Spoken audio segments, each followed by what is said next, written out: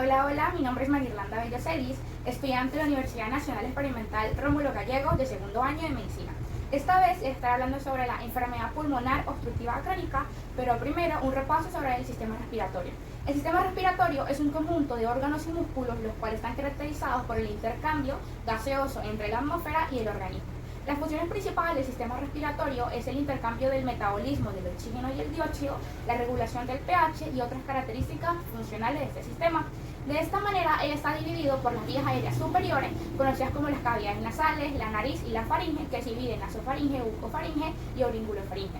De esta manera, también tenemos las vías aéreas inferiores, comienza la laringe, la tráquea, la presión de los bronquios, bronquiolos y todas sus ramificaciones, tanto como los pulmones y los alveolos.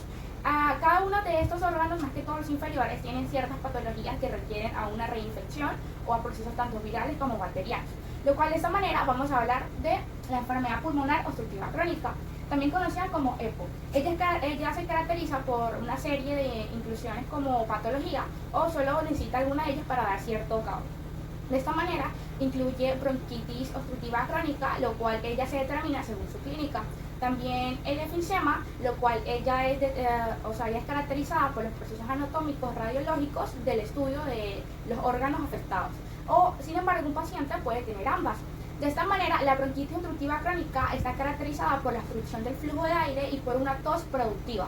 Sin embargo, se caracteriza por una serie de semanas a un intervalo de meses hasta la progresión de mayor a 2 años sucesivos. La bronquitis asmática crónica suele confundirse con la bronquitis obstructiva crónica porque tienen ciertas características muy similares, pero sin embargo también tiene una tos productiva, sibilancias y obstrucción del flujo de aire. De esta manera, para diferenciarlos, tienen como cierto estudio para las radiografías y de la función pulmonar, pero de esta manera se conoce como superposición del asma de la enfermedad pulmonar obstructiva crónica. Referente al enfisema, es caracterizado como la destrucción del parenquima pulmonar, que va desde los conductos alveolares hacia las vías aéreas que afecta en ese momento. El enfisema está constituido por la destrucción de ciertas cavidades y, sin embargo, tiene como una serie de complicaciones que va a continuación, que es de hiperinsuflación pulmonar. También tenemos atrapamiento del flujo de aire y limitación del flujo de aire. Después que estas vías se colapsan, tiene serias características porque va de inferior a superior o viceversa. También tiene como la destrucción de ciertas pequeñas cavidades, que más que todo en los alveolos, que tienen como enfisema, lo cual esta destrucción puede progresar y desarrollarse a otras complicaciones. Bien. Referente a la epidemiología, está caracterizado que la mayoría de los países desarrollados tienen un alto nivel de tabaquismo, lo cual esto es muy perjudicial porque como activa ciertos receptores, ya sean genéticos, sean virales o bacterianos, para destruir el sistema respiratorio de algunas vías y producir la muerte. Se caracteriza que en la epidemiología hay 64 millones de personas infectadas con enfermedad pulmonar obstructiva crónica o otras derivadas de infecciones respiratorias y alrededor de 3.2 millones de ellas mueren, lo cual se caracteriza que la enfermedad pulmonar obstructiva crónica es la tercera causa de muerte principal hasta el 2030. Referente a su etiología, se caracteriza por ciertas inclusiones como el tabaquismo y a las exposiciones de los productos inhalatorios. De esta manera también tiene como los factores genéticos. Referente a la exposición por inhalación, tenemos que se caracteriza que fumar cigarrillo o la inhalación de este cigarro es el principal factor de riesgo o principal causante. Pero sin embargo, solo el 15% de las personas que fuman de manera activa lo adquieren enfermedad pulmonar obstructiva crónica, ya que otros tienen pues otras adherencias o otras enfermedades genéticamente. De esta manera también que si el humo, que si la calefacción, la cocción es muy perjudicial para esa manera. Referente a los fumadores preexistentes, hay como una alteración ya que se inhibe el procesamiento de la metacolina, lo cual son muy sensibles en las personas que tienen cierto asma. De esta manera también afecta más a aquellas personas que son fumadoras y tienen un síndrome de asma o tienen otro procesamiento de patologías que puede reactivar y complicar esta enfermedad. De esta manera es muy perjudicial referente a su etiología que si los trastornos respiratorios en los niños, ya que conviven con una persona que es activamente fumadora y el niño se vuelve como un fumador pasivo. De esta manera también como contaminación ambiental, procesos de polvo o contaminaciones, sustancias o químicos. Bien, referente a los factores genéticos, aquí hablamos del trastorno importante, que es la adherencia del alfa-1 antitripsina, lo cual esto es se activa y cierta reactividad inhibe cierto funcionamiento, lo cual esto prevalece mucho en aquellas personas que no pueden, o sea, sin embargo no son fumadoras, pero en los que fuman, imagínate, o sea, la complicación es más grave y tiene más secuelas. Ya como hablamos serían dos factores, o sea, la etiología, la causa del problema. Referente a esto sería por la inhalación de productos que son nocivos y por los factores genéticos que ya sería desde el nacimiento hacia el procesamiento. De esta manera tenemos que decir la fisiopatología. Referente a la fisiopatología, se hace que el estudio está variado por aquellas personas que tienen deterioro y de manera progresiva. Sin embargo, para el estudio de la enfermedad pulmonar obstructiva crónica es muy difícil de estudiar desde un comienzo porque ella prevalece, se desarrolla muchos años más tarde y es muy difícil de diagnosticar a etapa temprana, sino ya cuando ya presenta ciertas inclusiones de bronquitis obstructiva crónica o enfisema. De esta manera se caracteriza que la mayoría de las personas fuman alrededor de 20 cigarrillos diarios por mayor de 20 años. Referente a la inflamación sería el procesamiento inflamatorio por la exposición de inhalatorio, lo cual superpone la actividad genéticamente de un proceso inflamatorio. De esta manera se habla sobre los procesos mediados de la actividad muy aumentada de la proteasa y el bajo nivel de la actividad de la antiproteasa. Aquí hablaríamos que como sería la proteasa de los pulmones, como tenemos la tasa de los neutrófilos, la metaloproteasa y la matriz, y también tenemos las cachinas. De esta manera, cuando se activa la proteasa y excede, o sea, el nivel de la antiproteasa, tiene ciertas complicaciones como entran los procesamientos de destrucción y hipersecreción de moco. También se habla que el aumento cuando están los neutrófilos y los macrófagos, ellos estimulan la inhibición de ciertas características, ciertas enzimas, lo cual esto disminuye la antiproteasa, activa la proteasa y hay ciertas destrucciones y como que hay un desequilibrio, lo cual aquí entraría como sube el peróxido de hidrógeno, algunos aniones y algunos radicales libres. Bien, también tenemos que si en la infección, bueno, la mayoría de los procesos de fisiopatológico en la enfermedad pulmonar obstructiva crónica entra en la infección, lo cual aquí prevalece mucho la que es la conocida como la Haemophilus aeruginosa, lo cual esto es una bacteria que activa y alcanza como el 30% de las vías aéreas, tanto superiores como inferiores. Sin embargo, cuando ya vienen etapas más avanzadas, tenemos como la pseudonoma, lo cual es muy peligrosa porque ya es como más progresiva y más grave, trayendo ciertas consecuencias, lo cual se caracteriza que la obstrucción del flujo de aire y grave nivel de tabaquismo tiene como cierto daño de la cera, del moco y todo lo que recubre ciertos conductos alveolares, lo cual predispone a una infección. Referente a la limitación del flujo de aire, cuando hablamos de la limitación del flujo de aire, es la primera característica fisiopatológica que tiene la enfermedad pulmonar obstructiva crónica.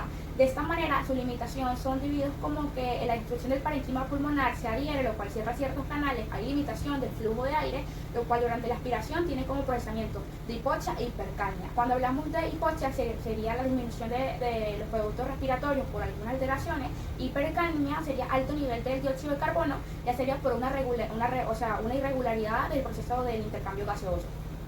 Referente a ciertas limitaciones sería una producción por hipoventilación y por ventilación respiratoria, hipoxia como les mencioné y también hipercania. Y los procedimientos de hipoxemia, lo cual el bajo nivel de oxígeno en la sangre está súper disminuido por proceso de no intercambio gaseoso.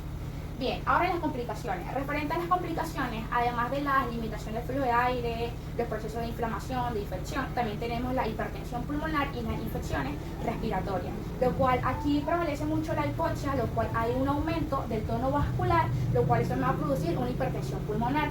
De esta manera también una CUR pulmonar, lo cual se caracteriza por ciertos trastornos también cuando hay irregularidad de las cavidades derechas, como son el ventrículo derecho, aurícula derecha, cierta deficiencia del corazón, activa mucho el procesamiento de la anomalía de los pulmones. ¿Por qué? Porque como hablamos, la parte de las cavidades derechas del corazón son las encargadas de mandar ya la sangre venosa hacia los pulmones, lo cual esto va a hacer un intercambio de oxígeno y le va a volver una sangre rica en oxígeno, después enviarla hacia las partes de la bomba izquierda del corazón, pero como este procesamiento ya tiene una patología, la sangre no es enviada altamente rica en oxígeno y por eso tiene ciertas limitaciones en el flujo de aire.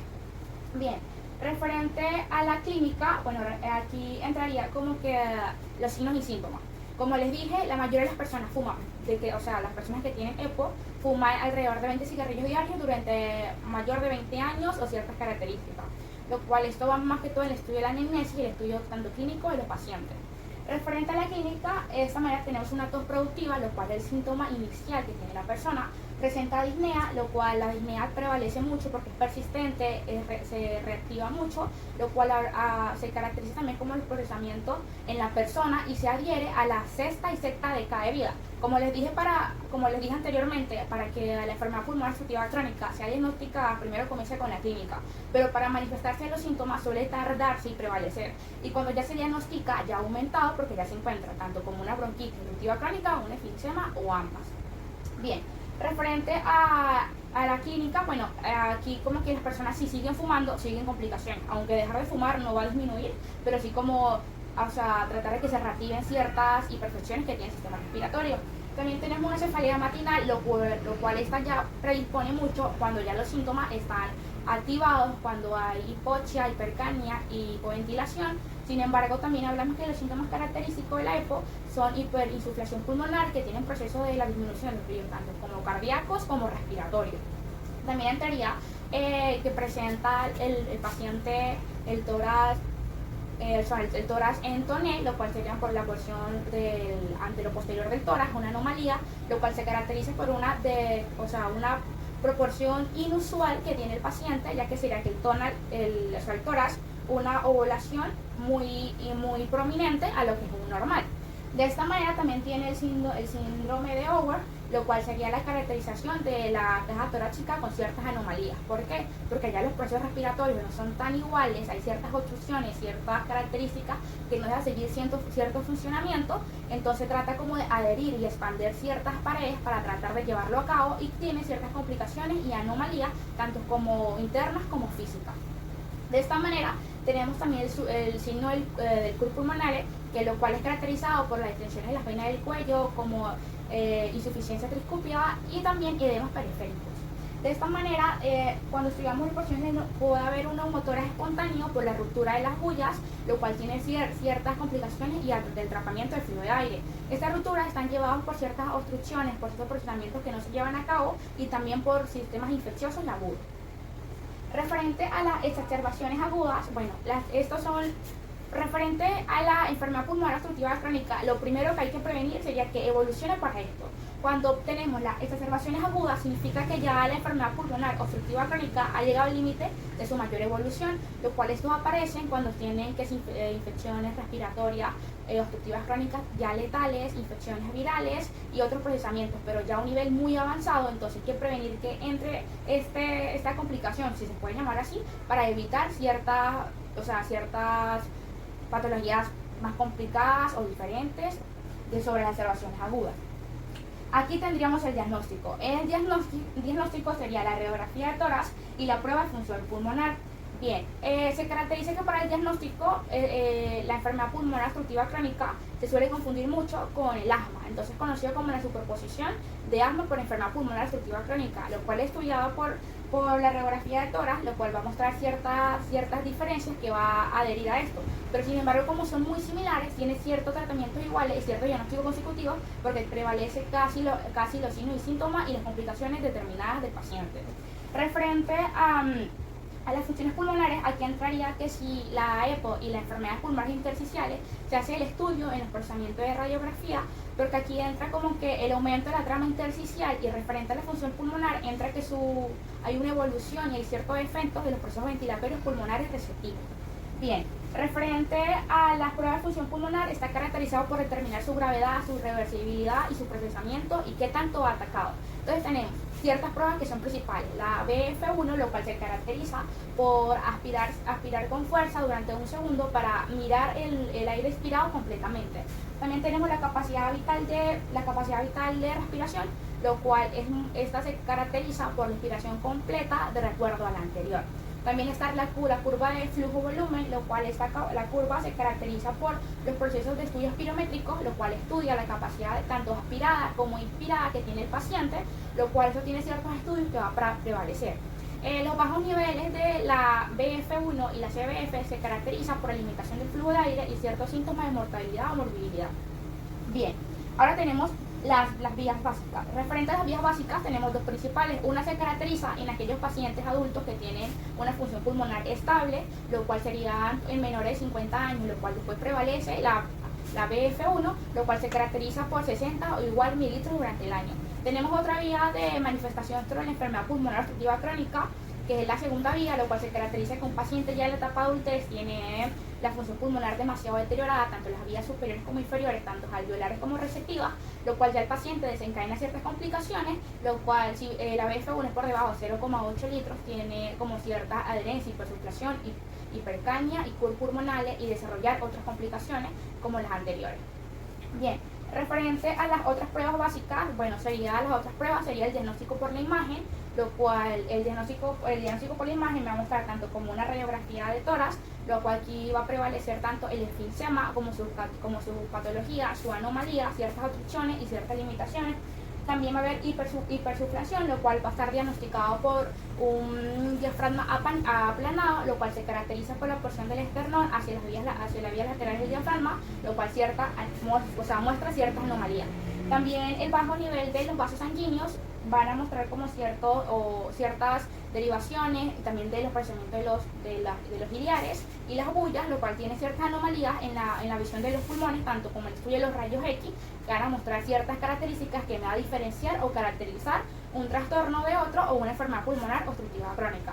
También se suele mirar como el estrechamiento de la silueta cardíaca, los espacios retroasternales demasiado amplificados, y sin embargo cuando se muestra el alto nivel de la aorta central se caracteriza por hipertensión pulmonar. Bien, cuando hablamos de la topografía de tórax, esta es como muestra visualmente la distribución y las obstrucciones, tanto como positivas o negativas del sistema respiratorio y el área afectada.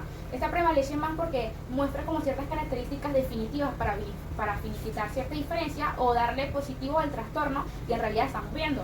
De esta manera, aquí se mira como el estudio tanto como de manera puntual, tantas obstrucciones, desde dónde va el procesamiento, cuánto ha arrojado, cuánto ha acoplado, qué afecta y qué no afecta.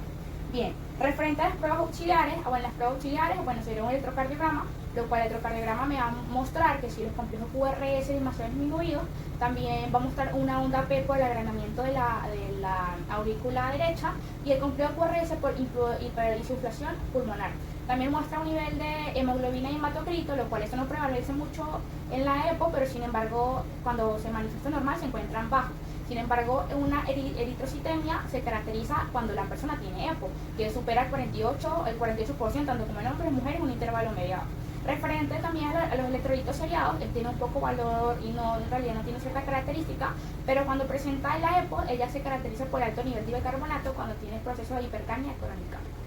Bien, referente a la evaluación sobre las exacerbaciones agudas, bueno, aquí sería como el procesamiento de estudiar aquellas exacerbaciones, lo cual ellas suelen estar combinadas con ciertas patologías como se combinan que sí con taquicardia, cianosis, procesamiento de la limitación del aire, ciertas patologías, lo cual ella siempre tiene una complicación adherida para añadir más y más y más, como procesamientos también del enfisema pulmonar, obstrucciones, regulación y regulación.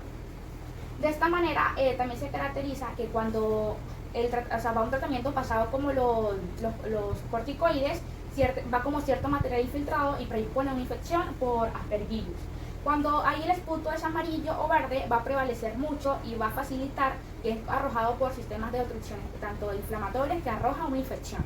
De esta manera, en los pacientes tienen un riesgo alto de muerte, lo cual ellos se caracterizan cuando ya los trastornos están demasiado elevados, y aquí entra como que el estudio de que la disnea prevalece mucho, tanto como en reposo, como al vestirse, como al hacer ejercicio, como al comer, al hacer cualquier actividad, ya los procesamientos de respiración están súper disminuidos, lo cual también va a mostrar que si una oximetría por debajo de lo normal y otros procesamientos que van a arrojar ciertas patologías, lo cual ya la EPO está evolucionando o está degradando. De esta manera, el riesgo de muerte prevalece mucho, que es el cáncer, la neumonía, la embolia pulmonar y las insuficiencias respiratorias y las cardiopatías. Esas complicaciones van a cabo cuando las exacerbaciones agudas no están controladas, llegan a su límite y prevalece el nivel de mortalidad. De esta manera, referente al tratamiento, se caracteriza como tratamiento todo aquel que pueda ayudar a disminuir o a curar completamente una enfermedad o cualquier otra patología. De esta manera, cuando hablamos de tratamiento, sería como tratar de dejar de fumar, pero eso es un hábito, lo cual sería como tratar de disminuir, y si es eliminar por completo sería mucho mejor, pero eliminarlo no sería la cura, o sea, sería como que dar un paso para o sea, evitar que progrese más esa enfermedad. Sin embargo, los pacientes están diagnosticados con enfermedad pulmonar obstructiva crónica, se interviene en un cierto hospitalario dependiendo su alto riesgo. Sin embargo, aquí entraría como que broncodilatadores o corticoides inhalatorios. También utilizaríamos como medidas sintomáticas. Las medidas sintomáticas serían como ciertos prevaleción de ejercicio, ciertos estudios como de aspiración e inhalación, el conteo regresivo de la función respiratoria y también como el estudio consecutivo de sus pulmones, alveolos y ciertas cavidades inferiores. De esta manera utilizaríamos como métodos la oxigenoterapia, la rehabilitación pulmonar y el manejo de las enfermedades crónicas, y también como cierto tratamiento, ciertos ejercicios para examinar ciertas complicaciones de los pulmones. De esta manera, dejar de fumar es el mayor objetivo. Sin embargo, también el objetivo es prevenir ciertas complicaciones o ciertas infecciones que no tienen nada que ver con esa enfermedad, pero como ya tenemos ciertas infecciones, va a prevalecer entrar más, porque ya la persona va a tener un sistema inmunitario muy deprimido y entran otras infecciones con ciertas complicaciones. Entonces, evitar que las exacerbaciones agudas se agraven, porque como les mencioné anteriormente, ya cuando entra esta complicación o estos signos y síntomas, ya prevalecen más la complicación y ya va como más a la etapa de la mortalidad de la persona. Sería aliviar los síntomas como beta-adrenérgicos de acción corta, también entraríamos como el bajo nivel de las exacerbaciones, y cuando tratamos las exacerbaciones agudas estaríamos como tratando también el nivel del pH para tenerlo de una manera normal, tener un oxígeno prolongado, y también el tratamiento hacia ellas nos va a ayudar a aliviar las obstrucciones y a aumentar el nivel de respiración normal de manera periódica para volver a estar en los estados normales y tratar de reactivar y reconstruir ciertos tejidos dañados, pero de manera como temporal. Pero sería como que mejorar la calidad de vida, también la capacidad nutricional, porque ciertos alimentos, ciertos nutrientes no aportan lo suficiente para mejorar la enfermedad pulmonar obstructiva crónica. Utilizaríamos una oxigenoterapia, ya sería en los pacientes seleccionados, y sería el tratamiento para todos estos procesamientos: disminuir las exacerbaciones, disminuir ciertas complicaciones, tratar de que la curva pulmonar no progrese, y también como tener ciertas reglas y restricciones para bajar ciertas infecciones, tanto virales, más que todas las infecciones van dadas por las bacterias, y los procesos infecciosos de otras infecciones respiratorias que puedan causar otras complicaciones en los pacientes con la enfermedad pulmonar obstructiva crónica. Muchísimas gracias.